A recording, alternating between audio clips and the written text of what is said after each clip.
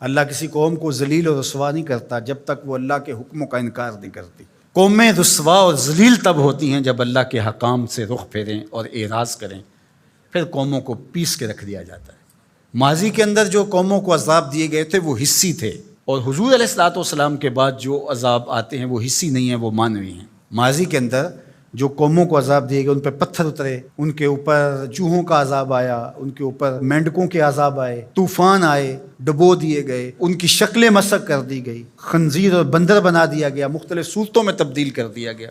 لیکن اس امت میں ایسا نہیں ہوگا، مسخ حقیقی نہیں ہوگا، معنوی مسخ ہوگا۔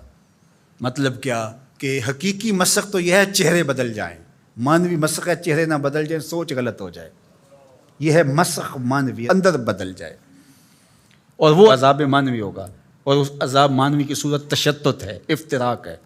قومیں جب افتراق میں مبتلا ہوتی ہیں تو یہ اللہ تعالیٰ جل شانہ کی ناراضگی کا روپ ہوتا ہے۔ اللہ تعالیٰ جل شانہ جب کسی سے ناراض ہو جاتا ہے تو ایک تو اس قوم سے، سورہ یاسین کا ابتدائیہ دیکھیے، جب حبیب النجار نے آ کے ان دو فرستادگان کے لیے کہا تھا کہ یہ اللہ کے فرستادہ ہیں اور تم سے مانگتے کچھ نہیں ہیں، اور تم ان کو قتل کے درپے ہو گئے ہو، لیکن انہوں نے حبیب نجار کو بھی دھر لیا، اور پھر نتیجہ کیا ہوا کہ ان کو بھی شہید کر دیا، اور جو فرستادگان الہی آئے تھے، پیغمبر آئے تھے، ان کو بھی شہید کر دیا۔ اور سورہ یاسین میں وہ سارا واقعہ موجود ہے، اور وہاں پڑھیے اللہ نے جو ان کے اوپر عذاب نازل کیا۔ ایک تو وہ چیخ تھی جس نے ان کو آ لیا، اور پھر وہ جو ہے وہ اپنے گھروں میں گرے پڑے ہو گئے۔ اور دوسرا جو عذاب اللہ تعالیٰ نے دیا اس قوم کو، اللہ تعالیٰ نے فرمایا پھر ہم نے ان کی طرف کوئی ہادی بھیجا نہیں۔ ذرا غور کیجئے، یہ باریک عذاب ہے، یہ معنوی عذاب ہے۔ انہوں نے میرے فرستادگان کی قدر نہیں کی تو پھر میں نے سزا کیا دی کہ پھر ان کی طرف میں نے کوئی ہادی نہیں بھیجا، رہنما نہیں بھیجا جو ان کی رہنمائی کر سکے، ان کو بلائے، ان کو پھر اندھیروں میں بھٹکنے کے لیے چھوڑ دیا۔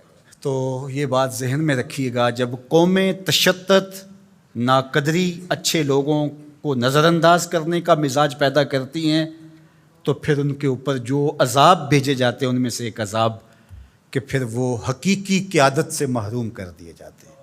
آج میرے وطن اور عالم اسلام کی جو حالت ہے، ہم اس وقت قیادت کے اعتبار سے یتیم ہیں۔ یہ الگ بات ہے کہ ہر بندہ دعویٰ کر رہا ہے کہ میں ہی نجات دہندہ ہوں اور میں ہی قائد ہوں۔ مذہبی لوگ بھی، سیاسی لوگ بھی، سب کہتے ہیں کہ میرے بغیر تو چرخ کا پہیہ ہی نہیں گھوم سکتا، میں ہی سب کچھ۔ لیکن حقیقی طور پہ اگر دیکھیں تو یہ امت بے امام ہے۔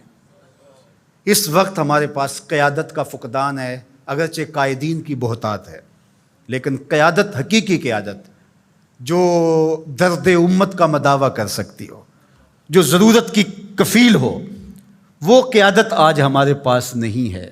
اقبال نے بھی کہا تھا، اٹھانا پھر کوئی رومی عجم کے لالہ زاروں میں، وہی آب و گل ایران، وہی تبریز ہے ساکی۔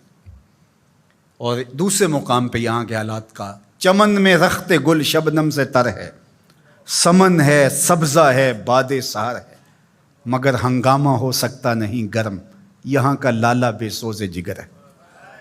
یہ سزائیں ہوتی ہیں قوموں کو کہ ان کے اندر پھر حقیقی قیادت کو اٹھا لیا جاتا ہے، پھر قوم بھٹکنے کے لیے چھوڑ جاتے ہیں، پھر مختلف جتھوں کے ہتھے چڑھ جاتی ہے۔ اور آج جو ہے ہمارے ساتھ ہو رہا ہے وہ کسی سے مخفی نہیں ہے۔